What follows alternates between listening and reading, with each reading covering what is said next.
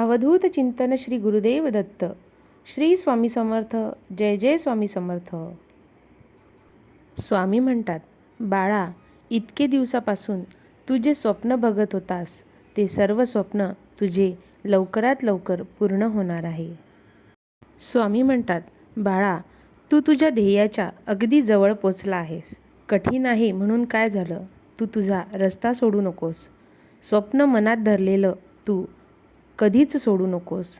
पावला पावली तुला कठीण प्रसंगही येतील, पण तुझं ध्येय प्राप्त होईपर्यंत तू हार मानू नकोस. स्वामी म्हणतात, तुम्ही जेव्हा कष्टात असता तेव्हा तुम्हाला असं वाटत असेल की कोणीच आपल्या जवळ नाही, तेव्हा साक्षात आम्ही तुझ्या पाठीशी असतो. तुला तुझ्या कष्टातून काढत असतो आणि तुझ्या खांद्यावर आमचा हात असतो. म्हणून तुझे कष्टाचे दिवस आहे ते सहज निघून जातात. स्वामी म्हणतात, बाळा, आजपर्यंत तू जे काही सोसले आहेस, जे तू कठीण दिवस काढले आहेस, ही तुझी परीक्षा होती. तू धीर सोडू नकोस. संयम ठेव. तुझ्या सर्व अडचणी, सर्व समस्या आम्ही दूर करू. फक्त विश्वास ठेव. नेहमीच मी तुझ्या सोबत असणार आहे. फक्त विश्वास ठेव. वेळ आली की तुला हवं ते मीच देणार आहे. स्वामी म्हणतात, अरे बाळा, तुला असं वाटत असेल की सर्व दरवाजे बंद झाले, तरीही आमचा दरवाजा तुझ्यासाठी नेहमी उघडा आहे. अपेक्षा तू आमच्याकडूनच ठेव.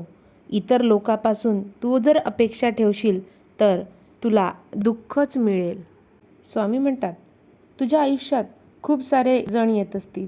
प्रत्येकालाच लक्षात ठेवायचं नसते, पण जे तुझ्या सुखदुःखात सामील झाले त्यांना मात्र शेवटच्या क्षणापर्यंत विसरू नकोस. स्वामी म्हणतात, बाळा, काळजी करू नकोस.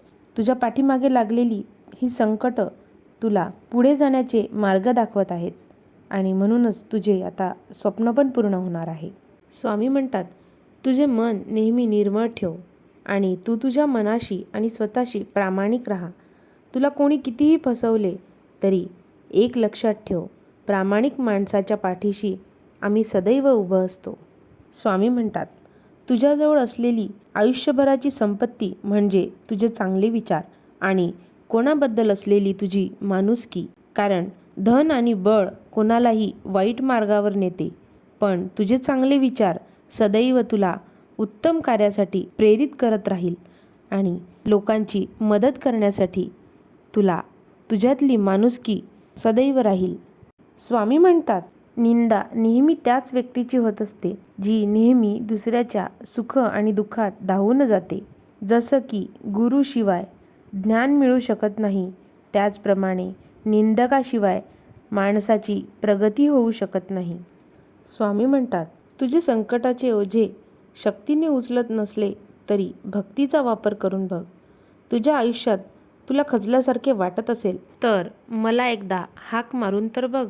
विश्वास ठेव, तू एकटा नाहीस. मी तुझ्या पाठीशी आहे. अवधूत चिंतन श्री गुरुदेव दत्त. श्री स्वामी समर्थ. जय जय स्वामी समर्थ.